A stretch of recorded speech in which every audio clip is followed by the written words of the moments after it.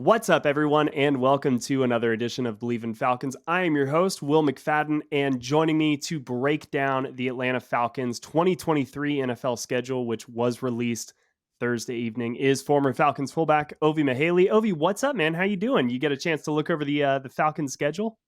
I did. And I have questions and I have answers, just not in that order. Yeah, I love it. I mean, yes, as do we all, right? Like yes. it's a very foolish exercise to try to predict wins and losses based on just a schedule release. We've already known the opponents. We've already known that the Falcons have the easiest schedule in the NFL based on last year's Yeah. win and loss record, which I'll they take it. need, but they also had that last year, and it's not, like that in and of Not itself doesn't. guaranteed. It's not guaranteed because things change. Like teams come out of the blue. Nobody this time last year, we were not talking about the Lions as like one of the darlings of the NFL, which is exactly what we're talking about at this point right now, heading into Yeah, the 2023 season. So everything changes, but on the surface, I love this schedule for the Falcons, man. it's good. It's good. And the thing that is exciting to me is that we have a chance to test out this new defense, this new offense, new defensive coordinator, Hmm. these new players. We're not going to go against the best of the best in the league, so we can actually see how our guys are going to do just off their talent, and we can see how the coaches are going to use these players, and hopefully we won't be in blowout losses to where we're not getting the true sense of what we can do because we're trying to change our game just to get back in the game. So I know this is going to be a season where I think we had 7 wins last year. Yep. I think we're going to get a couple more. I don't think we're going backwards. We're going forward. We're going the right direction, especially with our QB. So I'm excited to watch some football. Well, let's hope they're heading in the right direction in year three. And yes, we will get to our predictions at the tail end of this podcast. We'll save it probably for the end. That's called anticipation in the media world. But you don't have to wait for today's ad. So betonline.ag is the number one source for all of your sports or basketball info, stats, news, and scores this season. Get the latest odds and lines, including up-to-date player reports for this year's NBA playoffs, which are happening right now as we're recording. I mean, I've got a little bit of money on a couple of players. I'm going to keep that on the down low, though, Ovi. Bet Online is always your sports information headquarters this season, and they have you covered for all of your sports wagering needs. I'm talking basketball, baseball, NHL, hockey, and all the way down to UFC and boxing. BetOnline is the fastest and easiest way to get all of your betting info, including live betting options, as well as your favorite casino and card games, which you can play right from the comfort of your home.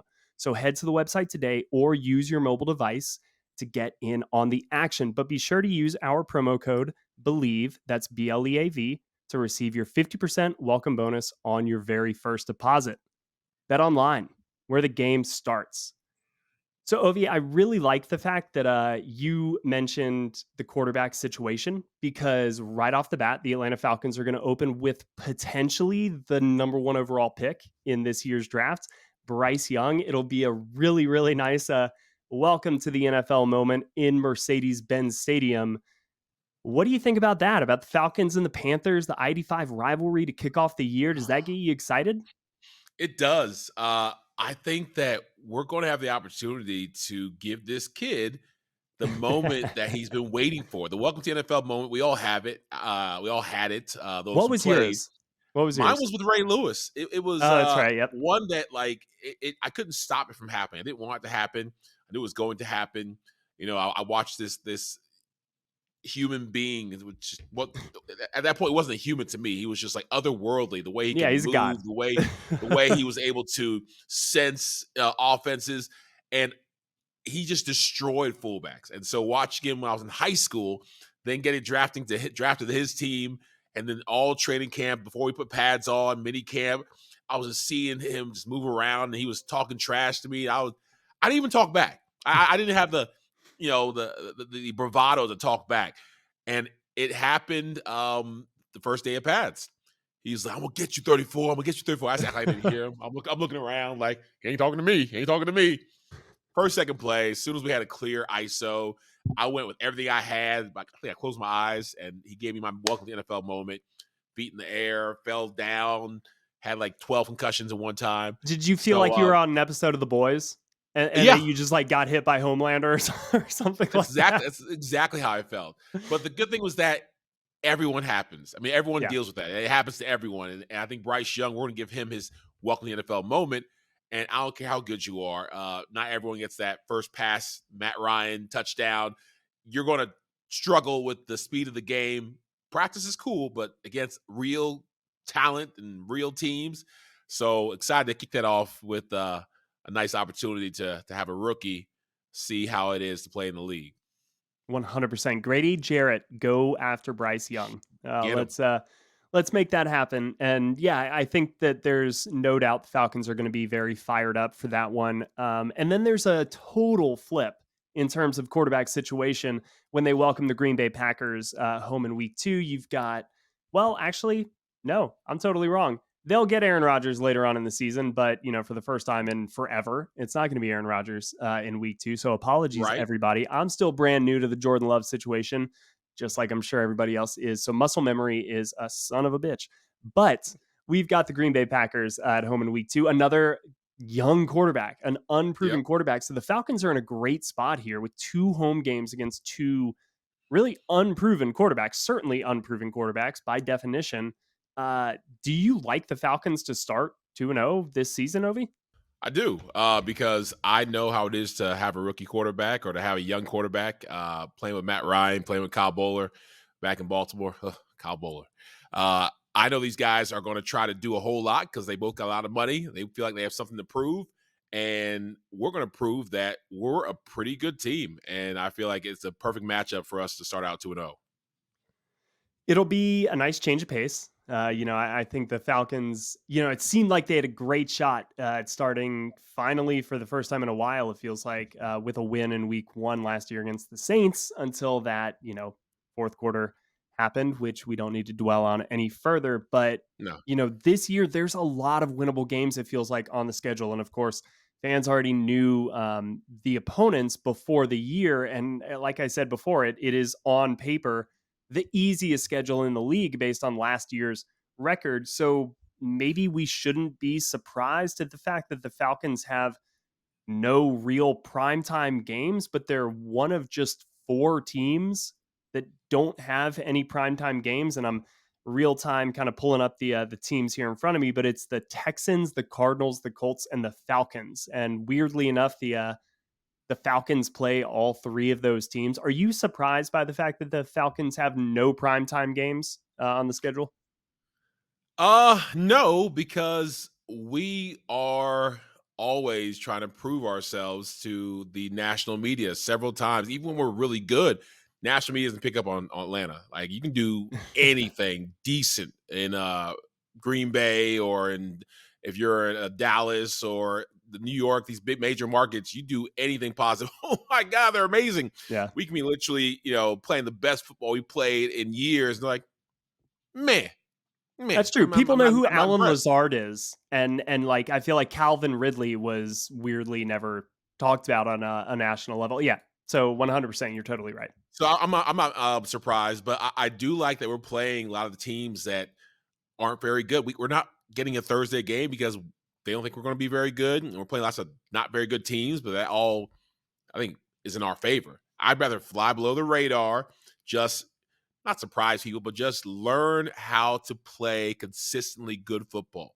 and be able to do it without much fanfare, not much eyes watching. We got to Yep. learn how to play when people are watching, but we don't have much pressure because all we have to do is to build on last year, and we have better players than last year. I think we're gonna have some great coachings every year. These coaches get to learn their players, they get to learn the system. So we're in a good place. Yeah, it's a totally different sport, and I usually don't ever really compare the NFL and college football, but it does feel like the Falcons this year are definitely not that team ranked in the top 25 when the year starts. They've got the ability to kind of start 4-0, and then people, look at them and they're like, "Hey, what about this team?" Like let's see what this team has, and then they slowly creep up the rankings, and then end of the year they're like a Tulane or a Coastal Carolina or maybe a TCU Wake like last Forest, year, like a Wake Forest. surprise What's Wake up? Forest that's in the top 10 in the country when There no you one go. thought they'd be there. I mean, who Shout out. knows? I love you representing. I mean, me as a Georgia Bulldog, like I don't really have to. It's easy. I don't Too know if easy. I have to promote as hard as you. Frankly, it's a little embarrassing, but but no, yeah. I mean, it's where the Falcons are right now, right? And I think part of it is national media, but part of it's also like they've been 7-10 the last couple of years. The last time they were in the playoffs was 2017. I mean, it's been a Wow. minute, and yeah, until Bijan Robinson pops or until Kyle Pitts, Goes becomes the off. yeah, Yeah. the like leading receiver in the NFL, which quite frankly, like he is capable of, like as bad as last year, was from a statistical standpoint. I stand by the fact I think Kyle Pitts was pretty solid in a lot of different ways last year. Um, but anyway, I digress. We should get back to the schedule. Um, yeah, there's just really the 9:30 a.m., which it's London time. They're playing in London, Wembley Stadium again against the Jacksonville Jaguars in Week 4. Interesting game. Foye Oluokun, Calvin Ridley. There's a little bit of familiarity there, and then they're gonna play a 4:05 game on CBS in Week 10 against the Arizona Cardinals. But that's really like a 105 game in West Coast time. So it's like kind of not even really, it's just like a Prime time time. Yeah. zone flex. Yeah, it's not even anything. In the Falcons press release, though, they did make it a point to kind of note the different flexing rules. And of course, once the schedule kind of hits like week 12 and beyond, the different channels have opportunities to flex games to later situations. So if the Falcons kind of get off to the start that you and I will get to in a second, that we maybe expect, like they could definitely be in play to be flexed into some later games as the calendar turns over and it begins to get colder. But Mhm. they also could be playing on Saturday. There are two games in Week 15 against the Carolina Panthers and then the finale in Week 18 against the New Orleans Saints. They could potentially be Saturday games. The NFL also now has the ability to flex a few games to Saturday, and they'll kind of split up their schedule. So it's purely kind of an attention grab by the league, but that's what it is. Are there any games that kind of jumped off the page to you in terms of like, man, I know where I'm going to be most of the time at 1 o'clock Eastern. And I am going to be watching this game because I cannot wait to see it. Well, really, I want to see how the Bucks are going to do, and Saints Yeah. and the Bucks. I mean, because I feel like we should run through this NFC South, but Hmm. the Saints are sneaky because Derek Carr is not a bad quarterback. He's had some bad play and some good play. A lot of, I think, more fans than not just don't think very highly of Derek Carr, but he has talents. Yeah. And when he was good in Oakland, he was good in Oakland. I mean, they Ovi, talk about him as being like some of the top quarterbacks like in the yeah. league. And My so sneaky my sneaky theory with Derek Carr actually is that Falcons fans probably think more highly of him than most other fan bases because of that 2016 season when he was with Tom Brady and Matt Ryan in the MVP race. And I just remember paying so much attention to Derek Carr because I yeah, wanted Matt Ryan to win the MVP so badly. And I was like, who is this guy in Oakland? He shouldn't win it. But then I was watching him so much because I was like, God, this yeah, guy is like, go away. So he was a Nat. So that's my theory is that Falcons fans are actually like, yeah, Derek Carr's pretty good. Like, what's everybody yeah. else So talking about? I'm not worried about the Panthers. I don't think Bryce Young is gonna be a guy who's gonna take them from worst to first. Hmm. But the Saints and the Bucks losing Tom Brady, I'm like, all right, what are they gonna do now? And the Saints with their new quarterback. I want to just make sure that we got this because I don't think we got it with the Saints. I think that's going to be a rough spot for us. We always seem to struggle against our rival. And the Bucks, I think we should be able to beat them. But before Tom Brady came there, they had a strong, solid core. And Tom Brady was just the cherry on top. So granted, they don't have a TB, but they still have good players and good coaching. Hmm. So Yeah. as much as I want that to be 2 wins there, I'll be happy if we split. And I'm worried that we won't get any of the Saints games just because I think Derek's going to go off. Yeah, it's interesting, man. I mean, I think that You're definitely right to identify, and I don't want to overlook the Panthers because I think the Panthers, especially on defense, I mean, I think there's a chance that we look at the Panthers the way that we've looked at the Saints and the Bucks defenses the last couple of years. I think we'll look at them in a very similar fashion, maybe by year's end, because they've got a lot of young talent that's been playing really well just under the radar. So I don't want to overlook the Panthers, but I think that you're right to identify the Saints and the Bucks as kind of that measuring stick game in the division, certainly, but also a little bit of like a wild card flavor to both of those because Yeah. we kind of don't know what those two teams are going to be. But this is a classic case of control what you can control Yep. for me if you're the Falcons. Like you have, it's not been a rebuild because that's the taboo word within the organization, but it's the third year of what you're trying to do. And they said from the jump, we want to win now and we want to build a sustaining, winnable culture in the organization. Well, they didn't really win now. I think they overperformed, but they fell short of their goal, which was reaching the playoffs. And you're 7-10 2 years in a row, but now like you've got a little bit of a runway here to really take flight and at least reach the postseason and kind of teach some of these young players like a Kyle Pitts, like a Jeff Okuda, like here's what it takes to really win in this league and get a taste of that postseason. What do you think the Falcons are going to do in 2023 now that we know that the schedule, like we know the whole layout? How do you see this all breaking down and what's your win-loss prediction? Well, I love the fact that there's no Marcus Mariota, Desmond Ritter, who's our quarterback. It's Yeah, so important to know it who's is. going to captain this ship, who's going to lead you to the promised land. And I got high hopes for Desmond Ritter. And it's not just because I'm a Falcons fan and I want to. Seeing what he did last year and knowing his stock and how he works. I love seeing the workout videos of him. All quarterback workout videos are fun, but Ritter seems to really be getting into it. I think where he's going to come into his own. I think just like we're talking about Derek Carr, I think Desmond Ritter is going to surprise people and people don't really give him much of a chance. Saw so many shows talking about how he's the worst quarterback in the NFC South, and I don't think that at all. He's doesn't have to be the best quarterback. He just has to do his job because we Mhm. have a defense that I think is going to be getting a lot better. I know it's going to be getting a lot better. We have a running game that's going to be explosive. So I'm thinking we're winning a couple more games than we did last year. I was saying a 9-win season, but I'm going to be a little bullish and say 10. I'm feeling good. So I feel like we're going to get 10 wins. I feel like we're going to get into the playoffs, and I feel like we're going to win a game or two. I don't think we're Super Bowl bound or ready yet, but I think end of the season we're going to be flexed into a lot of prime time ish games because we're going to surprise people. So I'm looking for a 10-win season. 10 wins. I love it. I love the optimism. Yes, I love the fact that I feel like with the camera on, with the spotlight on you, Ovi, you were bullish, man. You bumped it up a win, and I like the I was at optimism. 9 because I don't know.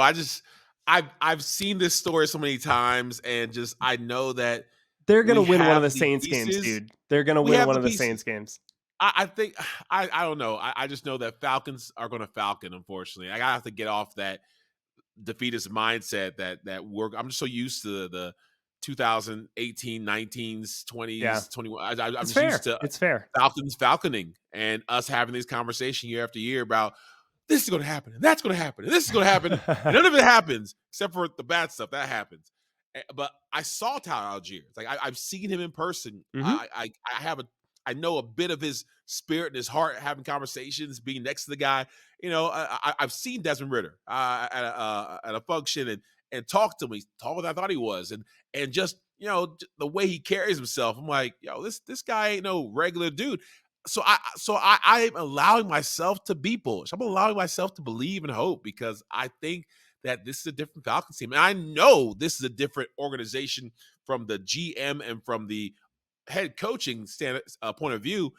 I love what Terry Fontenot is doing. I love what he is promised to do. And I love that he's bringing it to fruition. So with all that, my nine's going up a little bit to a 10. 10 wins, baby. Let's go.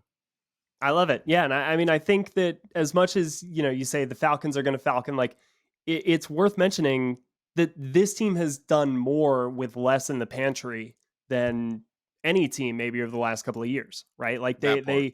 Arthur Smith has found, and his coaching staff, like I kind of feel like we do a disservice to the entirety of the staff by just constantly saying like Arthur Smith is a creative genius. Dave Ragone is technically the offensive coordinator, and he has a huge hand in making sure everybody understands, and they coached this team, because it's not enough just to be super creative on the chalkboard. And you know this better than anybody, Ovie. Like Yeah.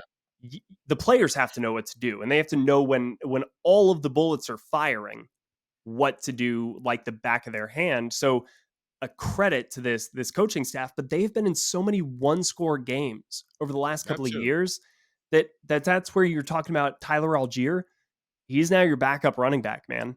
Like he Insane. is he is Insane. now your fourth weapon on offense instead of last year your third weapon on offense. So like that's where I think these incremental upgrades, I'm looking at an 11-6 season, I think, is how I Ooh. kind of had it breaking out as I went down the actual win loss. And we're going to post our game by game win loss records on social media. So you can check that out at Will McFadden, at Ovie Mughelli 34 on Twitter. So be sure to be on the lookout for those. But yeah, man, I really do think that this team, and honestly, like there was a part of me that had this being 12-5. Stop it, Will. I know. Stop it. And so I had to kind of sit Calm there and be down. like, all right, well, one of these is going to be, because, man, I am Mr.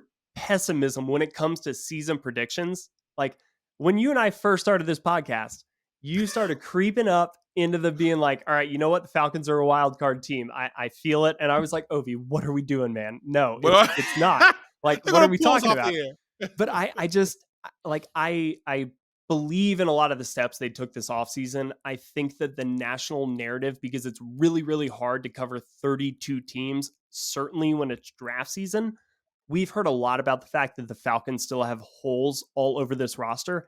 I just don't believe that to be the case. I think they've addressed a lot of them. And I think that come the season, and given who their opponents are, and there's no real West Coast stretch. Yeah, they play in London, but they play in London early. And then they've got a week 11 bye. I love the fact that they're not doing the bye week right after the London game. I mean, they don't have any real, like, true road stretches. They've got a couple of back to back road games, but like it's at Tampa and Tennessee. Those are basically home games. And then, like, the last two are at the end of the year, Chicago and New Orleans. Like, sure, that's a little bit of a road game, but like they're pushing by that point. Like, you're good. You can get through that. I really like this season for the Falcons. And after seeing the schedule, I think they're going to be in some primetime games, because I think they're going to play their way into some primetime games, because I think they're going to be pretty good this year. I agree. I concur. I think you're right. Not the 11 win part, right? I think you're right about how the Falcons are going to be much better than people think. I think that this is perfect for what we need as far as, as far as the easy schedule we have. So, I mean, let the games begin. Literally, I believe in the Falcons. see what I did there with the? All right. There you go. Yep. Stop. Yes, I'm here all night. Use code BELIEVE, BLEAV, to check in on Bet Online, today's show sponsor.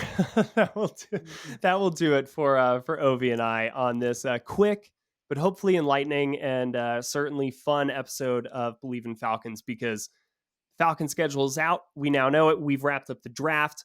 We have wrapped up schedule release. God, I hope there's a little bit of a break coming. The NFL is determined to make sure this never stops, and they will just run me into the ground. But there's a little bit of a breath, I think, that we can all take before training camp begins. So again, look for a new show coming next Wednesday. Please let everybody know where they can follow us on your preferred podcast platform. Check out our YouTube channel, Believe in Falcons, where now Ovie will be making his second appearance. So congrats on that, Ovie. You got anything to say before we get out of here? No, man. I wish we could fast forward and get the season started, because I love me some football. It's around that time to where, basketball's fun. It's great, but the violence that football brings you Yeah. just isn't quite there. Except for slapping AD in the face, that's violent, and giving him concussions. But the real concussions happen in football. So this is something that I think basketball prepares you for, oh, this is a nice little appetizer. NBA Finals. Let's get to the real meat. Let's get to the football. That's what we all want to see. Like, entertain us. And they're about to do a whole lot of that, especially the Falcons. So I can't wait. Man, me neither. It's going to be so much fun.